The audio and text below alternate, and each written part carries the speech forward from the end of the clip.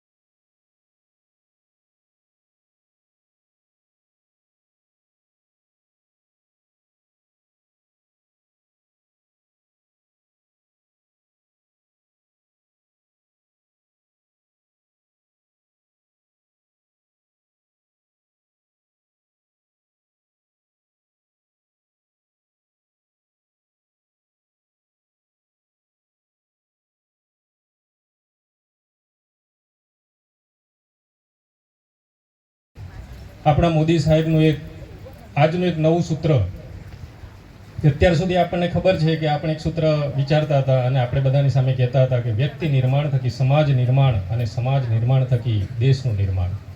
પરંતુ આજે એમણે એક યુવા નિર્માણ, યુવાનોનું નિર્માણ. હવે આ નિર્માણ શબ્દ પણ સમજવો જરૂરી છે. આપણે કોઈ પણ ઇમારતનું નિર્માણ કરીએ એટલે ખાલી ઇન્ફ્રાસ્ટ્રક્ચર તૈયાર થઈ જાય, ખોખું તૈયાર થઈ જાય એટલે ઇમારત નથી કહેવાતી, પરંતુ એને સરસ મજાનું શણગારીએ, જુદી જુદી વ્યવસ્થા અંદર કરીએ અને એને રહેવા લાયક બનાવીએ ત્યારે આપણને થાય કે ઇમારત પૂર્ણ થઈ. તેવી જ રીતે આપણા યુવાનો એ ખેલની સાથે સાથે ભણતર અને ભણતરની સાથે સાથે ખેલ અને તેમાં પણ પોતાની નામના કરી અને જિલ્લાની નામના કરે અને દેશની નામના કરે, રાજ્યની સાથે સાથે દેશની પણ નામના કરે તેવા ખેલાડીઓનું નિર્માણ આપણે કરીએ તો એને આપણે કહીશું કે આપણા યુવાનોનું નિર્માણ. કારણ કે આપણો ભારત દેશ યુવાનોનો દેશ છે અને તમારા બધાના જે હિંમત છે અને તમારા બધાની એકતા થકી આપણા દેશના વડાપ્રધાનશ્રીએ વિકસિત ભારત 2047નું સ્વપ્ન જોયું છે અને આપણને બધાને બતાવ્યું છે અને આપણે બધાએ પૂરું કરવાનું છે. પરંતુ આ 2047નું વિકસિત ભારત એ ફક્ત આર્થિક રીતે નહીં, પરંતુ આર્થિકની સાથે સાથે સામાજિક, શૈક્ષણિક, સાંસ્કૃતિક અને સાથે સાથે ખેલ મહોત્સવની અંદર પણ, એટલે કે આ ખેલની અંદર પણ આપણે વિકસિત બનીએ અને 2047 સુધીમાં ભારત દેશ એ ખેલના આયામમાં પણ સર્વશ્રેષ્ઠ બને તેવી આપણા વડાપ્રધાન શ્રી નરેન્દ્ર મોદી સાહેબની લાગણી છે અને હોવું પણ જોઈએ.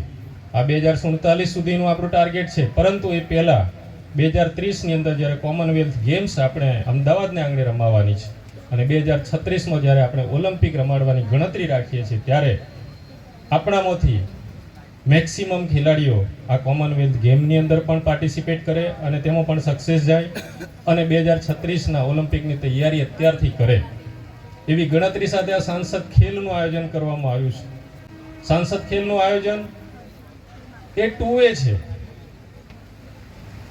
કે અમને પણ સાંસદોને પણ યુવાનો સાથે જોડાવાની એક તક મળે, વિચારોની આપ-લે કરવાની, નવા નવા વિચારોને ઇમ્પ્લિમેન્ટ કરવાનો એક મોકો મળે અને આ યુવાનોને પણ સાંસદશ્રીઓ સાથે, પદાધિકારીઓ સાથે એક વાતોની આપ-લે કરવાની, વિચારોની આપ-લે કરવાનો એક મોકો મળે, એવું આ એક પ્લેટફોર્મ છે. આજે સાંસદ ખેલ મહોત્સવનો સમાપન દિવસ નિમિત્તે જે વિજેતા ખેલાડીઓ છે એ લોકોને ઇનામ વિતરણ કરવામાં આવ્યું છે. આજે શ્રદ્ધેય અટલ બિહારી વાજપેયીજીના જન્મદિવસ નિમિત્તે, સુશાસન દિવસના નિમિત્તે આજે સમાપન કરવામાં આવ્યું છે. ત્યારે મારા સંસદીય પંચમહાલ મત વિસ્તારમાંથી લગભગ 26,000 ઉપરનું જે રજીસ્ટ્રેશન હતું એમાંથી 12,000 ઉપરાંત રમતવીરોએ ભાગ લીધો છે અને સૌને પ્રોત્સાહિત કરવામાં આવ્યા છે. આજે આપણા યશસ્વી પ્રધાનમંત્રી નરેન્દ્રભાઈ મોદી સાહેબના વર્ચ્યુઅલ માર્ગદર્શન સૌ ખેલાડીઓને મળ્યું છે અને જ્યારે વિકસિત ભારત 2047 તરફ જઈ રહ્યા છે ત્યારે મારા છેવાડાના ગામડાનો કોઈ રમતવીર પણ તેમાં રહેલી જે ક્ષમતા છે તેને બહાર લાવવાનું જે કામ યશસ્વી પ્રધાનમંત્રી નરેન્દ્રભાઈ મોદી સાહેબના માર્ગદર્શન હેઠળ થઈ રહ્યું છે. ત્યારે આજના દિને વિજેતા તમામ રમતવીરોને ખૂબ ખૂબ હાર્દિક શુભકામનાઓ પાઠવું છું. આ પ્રસંગે આજે આપણા પ્રભારી મંત્રી રમેશભાઈ કટારા સાહેબ અને મારા સંસદીય મત વિસ્તારના તમામ ધારાસભ્યો સૌ હાજર રહીને સૌ વિજેતા ખેલાડીઓને માર્ગદર્શન આપ્યું છે.